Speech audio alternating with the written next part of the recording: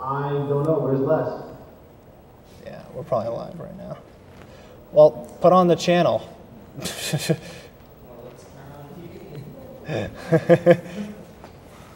All right, go. Sweet.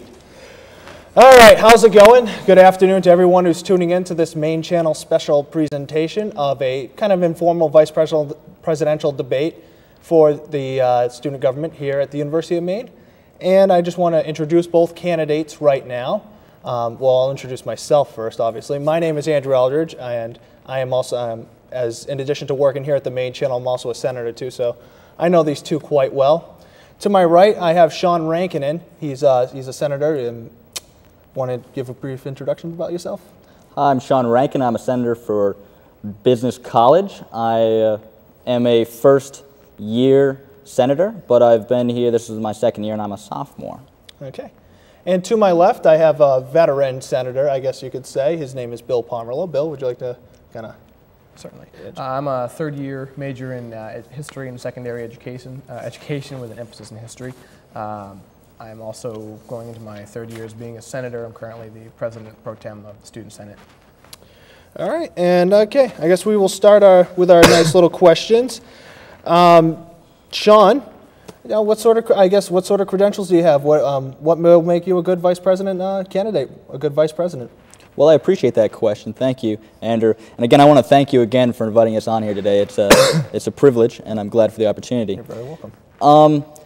Coming in here, first off, the reason why I became a senator is because I was very interested in the interactions of student government within here, because it is our activity fee that is dictated by student government, and I really want to know where that went.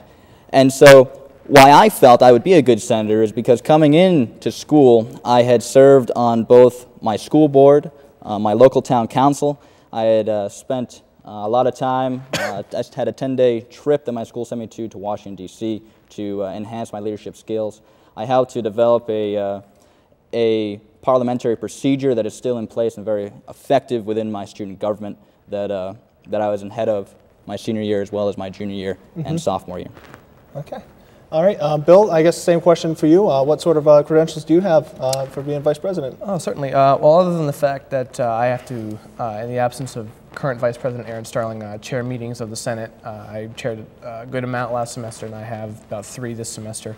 So as far as leading Senate meetings, which is a large role of the Vice President, I've done quite a few of those. Financially, in terms of the money we get, I've served on the Executive Budgetary Committee, which basically decides where most of the money goes in student government. I handle a good rapport with the many administrators, which is essential to being an executive in terms of affecting policy and whatnot. I also, it's also you need strong stands. I've taken strong stands on issues in the past, even if I was the only voice in the wilderness crying.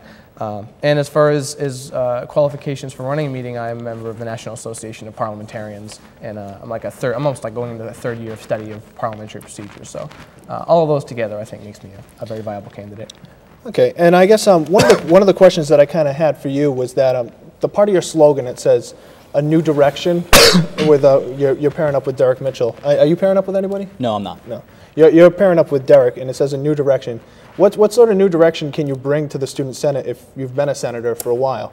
Like, what are some of your new directions, I guess? Yeah. One of the issues with being a senator, while it's important, is you don't have the ability to have a type of leadership that is available as an executive. And so Derek and I have come up with a number of ideas that we think could be very effective for the student body, least of which being like a parking fund for parking tickets where we can beautify the campus and students would have a say in that. But for me personally, because I'm vice president, I handle a lot of internal things if I'm vice president. Things like trying to motivate the Senate and things like that to, don't just pass a resolution and get out and talk to people and tell them why they should support the resolution. And things of that nature. Have a direct relationship with the student body, which we haven't had in my 2.5 years in the Senate. We haven't had any type of a rapport with students of any degree. So having like sessions where students can come in and we provide coffee and food and they can talk to their senators and things like that would be very appropriate. Derek, I know, wants to do a State of the University where he addresses different issues that are coming up that we have addressed.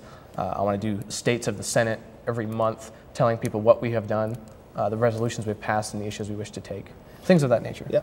Now, Sean, you're obviously a new senator, and you've got some new blood, I guess, inside the Senate. Is there anything in particular that you're going to be kind of focusing on as vice president? Yes, and coming into Senate as vice president, it would be my job to interact with the Senate and to really lead the Senate. And that is what I think needs to happen. I think Senate needs to be led in a new direction, but it needs to be led in a new direction by a new person. I think the mentality that the Senate has gotten into is repetition, in fact, of the interactions that it already does and has done. I think what is important is to really promote Senate with the student body. Coming in, I was very disappointed in the fact that there really isn't a strong sensation from the student body that the Senate is working for them. Recently, I had taken an independent poll, and I talked to roughly 200 students, and I'd asked them, what were their thoughts, what were their feelings about Senate, and roughly 1% could actually name a senator and who they were, and none of my business colleagues really were involved, and I went to liberal arts. I went to a broad spectrum, and one that really stuck in my head is I asked the person, what did Senate mean to them? And they said that Senate was nothing to them. To them, Senate didn't exist. And that is something that I really feel needs to change. Senate needs to promote an image, and Senate needs to get more involved with the student body because we're working for them, and they need to be our guidance. Yep. Okay, cool. I guess, Bill, do you have a follow-up to him, or do you have any questions? Oh, I mean, you guys, certainly. I guess how we'll go is we'll ask a question, and then we'll kind of have this little follow-up thing where you can ask him or you can ask him. So, kind of. Either way, I agree with some of the things he said about repetition. The Student Senate has become fairly repetitious in its work, not to demean it because it's still doing many good things, it still funds many good projects. But the pattern of student government with student bodies nationwide is apathy because you're in college. Students don't really care very much whether or not the Lemming or whatever, some club that wants to get recognized, they don't really care whether or not you give them recognition unless they're a part of the club. Which is something that we do have to care about in student government. And so as far as apathy goes, that is the biggest problem. And it takes some tools of motivation to get that started, to get students to care. And it's going to be, there are still going to be students that even if we try to as hard as we can, they're not going to flinch whatsoever. But certain tools need to be utilized, and I think some of the things that I listed earlier about talking with the students, sending emails out telling people this is what we've done, having places where students can come in and talk with us and meet with us. We'll give them food, not a bribe, but but something where students would be motivated to come in and tell us their problems. And now, I guess one of the big things that kind of happens within student Senate is the handing out of funds. And there was a point last year, and I think this is one of the major controversies of student government, is when the Senate voted to give away $2,000 to go on a Bar Harbor trip. Now, you weren't around for that, right? When that resolution passed, the $2,000 for the Senate. For last year, or the trip that we went on this year? The trip that we went on this year. I was there for that, yes. Did you vote for that? I did vote for that. And you voted for that, too. And there's been a lot of concern for Senate by the people about this, $2,000 that's the Senate spending on itself. What are you going to do to try to kind of rid that image of the Senate being kind of greedy type people, self-serving people who do a resume builder type thing? That's a very good question, because a lot of people do perceive Senate as almost that we're here to serve ourselves and not to serve them. And I think really providing a better source of information to the student body. I think what Bill touched upon was, yes, students don't necessarily concern themselves with certain organizations that we give credit to. However, when they read in the main campus that we gave $7,000 or $10,000 of money that they feel is theirs to that club, it stems something within them. They ask the questions, why? And how did this come about? And I think it's really important to let them know how this comes about and try to incorporate a system of information to stream to them that is better than what it is right now. Bill, follow up to that question, because you were very vocal in that allocating the $2,000. Certainly. Well, first of all, it was only approximately $1,000 was spent because some people couldn't go on the trip. But my defense to that is that it was something that was needed badly. In an organization whose sole responsibility is to represent the students, if there isn't some form of collaborative effort on the part of almost everybody in student government, there is no union, there is no togetherness. I mean, the state of the Senate at the time was very venomous and personal. And both of you can probably remember several debates, and not only in Senate itself, but in first-class email conferences that got very personal and very angry. And there were just very strong disagreements, and we needed something to bring people together. We needed to get away, and we needed something to spawn ideas. Do you feel that this Senate trip actually did that? I do, and I'll tell you why. Pre-retreat, there were no ideas. People were just sitting there. They weren't saying anything. They weren't coming up with ideas. Like, for example, if you look at the numbers, out of all the resolutions passed pre-retreat, I believe sponsored about 80% of them as far as senators. And I'm not trying to boast. I'm trying to point out that many senators had done fairly nothing. Post-retreat, I have seen more ideas from senators, including freshman senators. Do you think that's necessarily from the retreat, or do you think that's more from a resolution that kind of failed? Which the resolution we're talking about was actually a resolution that I sponsored, which would require senators to sponsor one resolution. And I know that might kind of seem a little bit repetitive, but I think more so that, and I think, do you agree with that? Yeah, if I can weigh in. Yes, yeah, of course. I think that I also voted in favor for the retreat. However, it was not what I expected at all. If I remember correctly, not including executives, there was less than 50% attendance from senators, and that's giving them more than what necessarily was. And so the people that turned out was not what it should have been, and I don't feel that the people who might have caused more controversy within the Senate at the time that we decided to go on this retreat was represented there. And I think I would agree with you, Senator Eldridge, that I think it has a lot to do with the bill that you wrote that really inspired a lot of senators, new senators and old senators, to really become more involved recently. I guess I'm kind of going outside of the Senate now. I kind of want to touch on a few different things that include parking and dining services. I guess I will start with you, Bill, about dining services. This has been kind of a hotbed for controversy, and a lot of students have had a lot of problems with dining services. As a vice president, what would you do to try to ensure that dining services is going to provide the right choices and what the students want? Yes. That's one of our external planks, Derek and I, because the vice president also has to look external.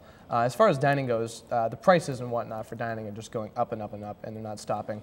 I've sat in on several meetings with Muhammad Ali, who's in dining services, Joe Mallow, who is the director of the union, as well as President Kirkland, current president of the student body, and we've talked about issues with dining. And when I can go to a mom and pop shop in Orono and pay $1.25 for a Gatorade, then I come to campus and pay $2. That's a problem. We should not be having to pay more. We're already paying enough. As my running mate said, I mean, we as students pay more in tuition than the state gives to the university itself. Why do we need to pay more money for food as it is? And for dining, I mean, it's about meeting with people and talking with them and saying, no, we need to get the prices down. This is unreasonable. And I know Derek has the willpower to sit down and tell someone that they need to change, even if they don't want to hear it, and I have on several occasions. So as far as coming up with other plans, there's only one plan in my eyes, and that is to talk to them and say it's time to get it down. Now, Sean, you're part of Services Committee. Yes, Yep. and I appreciate you asking that question, Andrew, because I am on Services, and Services is one of the committees that I am on. My other committee is Student Entertainment, where I'm the director of the guest lecture series and the Student Senate representation. But on Services, it is our job to really take care of the students' needs. And this is something that we've been working very, very hard to try to change, because we do not feel that the food services here are adequate, the price is not adequate, in some instances the quality is not adequate. And so we are really fighting hard as a group and as committee and as individuals to change how dining services conducts itself and really services the students. Yep. Okay, cool. I think right now we're going to take a quick commercial break, and then when we get back, we're going to have more questions for the senators, and hopefully some people can call in right now if they're watching this live. The phone number is 581-1559. Call in and ask either vice presidential candidate if you have any questions. We'll be right back. Thank you guys very much for sticking around. We did have one phone call actually come in, but we will get to that in 1 second. I wanted to first touch upon parking, which has been a major hot spot also here on campus, a hot topic on campus. And I was wondering to hear what some of your beliefs on how to solve, or not, well, I mean, it's kind of tough to say how to solve the parking problem, but I mean, do you have any ideas to kind of help it?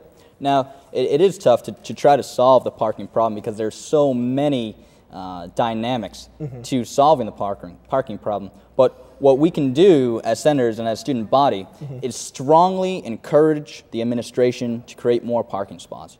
And in the past, and what Senate has done in the past, is to write a resolution that strongly encourages the administration to do something, and then not stand behind it with the full weight of the Senate. And I think what is pivotal, and what I am looking forward to, if I'm given the opportunity to do, is to unite the Senate and really try to unite the student body in an issue that really affects them and that they are really fired up about, and really make a huge proposal to the administration that we care about this. We want this changed, and I think that is what needs to be done. Okay, Bill, do you want to respond to that? Certainly. I agree. Resolution is always a step. The problem is that we can pass as many resolutions as we want, but it's only a piece of paper ultimately. What you need is to sit down with people who will listen to you, and there are many people who will listen, and they know that parking is a problem. I mean, compared to other campuses, we're doing fairly well, but you can start out small. And one of the things that Derek and I want to do is we want to start out, we want to have a parking fund where, currently when you get a parking ticket, because we all get them, that goes into some type of collective fund that kind of goes everywhere. What we want to have that go to some type of a beautification fund whereby students could vote on it, and they could pick which parts of the campus they want to beautify, and then their violation money, so to speak, could go towards these parts of campus. So if students want to replace the trees on the mall, it would go to a vote, and if they want to replace the trees on the mall, then that money could go to that. If they want to paint Stevens Hall, they could do that too. It's up to the will of the students. That does sound like a pretty good idea. But the phone calls right now are leading me towards one question. That was the recent Maine campus article and what happened at the last Senate meeting where you chaired the meeting in place of Vice President Aaron Sterling. I guess, could you explain go down and explain the situation and why, I mean, do you think it was a conflict of interest with you running the meeting and being a vice presidential candidate and dealing with a topic that involves the election? Do you think that was a conflict of interest? You know, in hindsight, yes, I believe it was a conflict of interest. You know, when you're in the role as the chair and, you know, you have all these issues to deal with, it's a very stressful environment, which you have to handle. And in terms of everything that happened that meeting, it was all done legitimately. What happened was there was a motion to basically try to change one of the student government documents, but the change was not being done in a legitimate fashion. And as the chair, it is their obligation to make sure that it's done legitimately. Ultimately it was done through the one process that could have changed or overruled the FEPC guidelines, which are our election documents. And that was done through a trial, and where a complaint could overrule the document under special circumstances. Anyone with any parliamentary expertise whatsoever in student government, particularly Vice President Aaron Sterling, supported everything that I did that night. But one person who hasn't actually supported it, though, is President Kirkland. I mean, he issued a letter to the Maine campus that stated that there was some factual problems with what we did on Tuesday. Oh, and, if that's the case. I mean, you know, if you want to jump in too, and you, I mean, you can talk all you want. Well, certainly that's the case. I mean, everyone has the right to their opinion, but I would encourage someone to point out where, other than actually not yielding the chair. I think the major problem was calling it into an executive session with not having a roll call vote. If that's the case, I mean, that is beyond my control. That is you were chairing the meeting, though. Yes, but it's actually, you don't need a roll call vote. It's just a majority vote. Did we vote? Yes. Okay. It was pretty much unanimous as well, but it's a privileged question. Sean, do you want to hop in on here? You see, while the meeting was taking place, I was personally distraught because I saw the Senate, and as a senator at the time, and not looking at it from a vice president candidate position, I really saw the necessity for this to pass through. And what I observed was Bill, who was leading the session that night, who has a very vast knowledge of parliamentary procedure, using parliamentary procedure to dictate the meeting. Now, what he did was not wrong, but what I think should have been done is being in that position was to take a second out of the meeting, call a recess, and try to figure out, try to study, look at parliamentary procedure, and really try to determine what ways could we pass this bill that would be within regulation of parliamentary procedure, instead of, because he had mentioned during the meeting that night that he'd only had about an hour to think about it. And so, and it was new to all of us as well, so nobody had really had a chance to think about it. And so going off the initial reaction like that, combined with what he has said probably was a conflict of interest to begin with, I think it was an inappropriate display at the time. Okay. Yep. Do you want to kind of rebut? As I've told people, basically, I mean, the rules are the rules regardless of whether or not I'm VP. There were 3 things that could have happened at that meeting, other than what already did. You could have suspended the rules, which is a motion. You could have amended the document, or you could have just passed the resolution illegitimately. If it had passed, Vice President Sterling would have had to overturn it because it was illegitimate. You couldn't suspend the rules under parliamentary procedure, and the amendment could not take place till next semester because of what it says in the document. If we pass a resolution that's in contravention of our document, then there's no purpose of having the document. As I informed the Senate, there was only one way to do it, and that was for someone to raise a complaint. I can't just recess the meeting. That's why I allowed Vice President Mitchell to recess. He has a response too. Yep, you do. And I wasn't implying that what you did was wrong because you were standing behind parliamentary procedure. But in order to get to the solution that we did, it took, if I remember right, 3 senators asking you to step down from the chair, numerous senators wanting to try to impeach you, and yet you stood behind your principle. And I agree that what you did technically was not wrong, but there was a way around it. And I just feel we should have stopped, taken a step back from the situation, and really tried to look at how can we get around this instead of really saying how we can't do it. Okay, we're going to keep going, even though I guess there's only 5 minutes left, but people can still call in. It's 581-1559 if you're watching this live right now. It's Friday about, what is it, 2:55 or something like that, yeah. Okay, one of the next questions, which was actually called in, we didn't get her name or his name. It deals with pedestrians on crosswalks. Let me get the question. Well, it dealt with pedestrians on crosswalks. Here we go. This will go to you, Sean. What do you plan to do with the pedestrian problem? People not stopping at crosswalks. I guess that's a very specific question, but. Well, I appreciate that question to the caller, whoever called in and asked that. In services, actually, we just passed a resolution in council to increase pedestrian safety on campus. More awareness, more signs, possibly looking into speed bumps and more visual aids to really help pedestrians be aided in their pursuit across the street. Bill, do you have any? Again, this is one of those issues where it's the university trying to deal with it. So you need to sit down with people like Alan Storman, Paul Parody, Noel March, the people who actually, they're the ones whose job is to enforce traffic laws. And I'm sure they're well aware of college students and their nature of speeding and whatnot. So the problem that is here of people not stopping at crosswalks needs to stop. And if public safety, if they need to patrol a little bit more, or if they see someone doing it and they just turn a blind eye, not to suggest that they are, but if they are, those types of things need to stop, and because the security of the students is at risk. All right. And we're gonna have 2 more questions. This one's kind of a specific one right to you, Sean. You have a video on Facebook, and that video is it kind of has I guess it has referenced alcohol a few times when holding up a beer bong, and now it's part of being a job as a vice president is to kind of be respected by the administration and to kind of hold that kind of high up.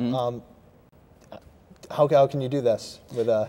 Now, that's an interesting question, very interesting question. And that was a situation that I dropped into and during my campaign night. It was more or less thrown into it, per se. And, but what I think I can agree with in the administration, I think all 3 of us sitting here can agree with, is that underage drinking occurs on campus. And the administration knows that, and that's the stance that they've taken. But what is important is educated drinking. Not allowing people to get so drunk that they put themselves and other people in harm. And so I'm not going to necessarily say that that doesn't happen on campus, because it does. I think we've all been there. But I'm not in supportive of putting students at risk, high risk. So are you saying you underage drink? I'm not denying or confirming. Okay. Bill, do you have a follow-up to that question, or? Well, my statement in the Maine campus the other day sums it up. College students drink. They did in 1950 and they do today. It's about educating them and making sure they know when is the appropriate time to stop and what to do if you drink too much. All right, and we're gonna have quick questions right now. First question, this will go to you, Bill. Ushuaia, shut it down or crunk it up? Quick. Let's crunk it up. Open it. Open Keeping it. Ushuaia, crunk, shut Keep it down? it open. It's okay, a cool. student icon. Dining services, work with him or box Muhammad Ali? Box them. Work with them and then box them. Student money, are we Robin of Locksley or are we Sheriff Nottingham? Robin of Locksley. Robin. Okay. And Greek life, should it get a life or help him out? Help them out. Help them out. All right, and who's going to win, Sean Rankin or Bill Pomerleau? Sean Rankin. Bill Pomerleau. Thank you guys very much for sticking by today.